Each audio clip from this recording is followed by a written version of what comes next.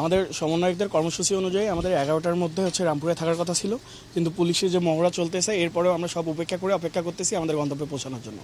আমরা সব উপেক্ষা করে গন্তব্যে যাবো ইনশাল্লাহ। যে আমরা চেষ্টা করতেছি আমরা মেন রোড বাদ দিয়ে আমরা বিভিন্ন গলি রোড দিয়ে ঢুকতে চাচ্ছি, কিন্তু আশেপাশে পুলিশ পিছনে সামনে।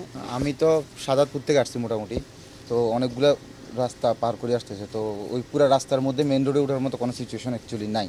রাদার দেন যে আমি একটু পর্যন্ত যে স্টেজ পর্যন্ত আসা, এটা পুরোটাই যে গলির ভিতর দিয়ে অ্যান্ড আমরা চিন্তা করতেছি যে কি কোনোভাবে কিছুক্ষণ পর পুলিশ যে কি থানার দিকে বা মুভ করার ট্রাই করে, যখন মুভ করার টাইমগুলো যে কি আমরা এখান থেকে মুভ করতে পারি কিনা এরকম দেখবো, যেটা এতক্ষণ ধরে করতে দিন রোদ বৃষ্টির সাথে যুদ্ধ করে গুলি উপেক্ষা করে আমরা রাজপথে ছিলাম। আমাদেরকে আজকে লাঠিচার্জ করা হচ্ছে ব্রাক ইউনিভার্সিটির সামনে। তো আমি একটা কথাই বলবো, আমাদের দমিয়ে রাখা এতটা সহজ হবে না, আমাদের এক দফা কর্মসূচি বাস্তবায়ন হবে।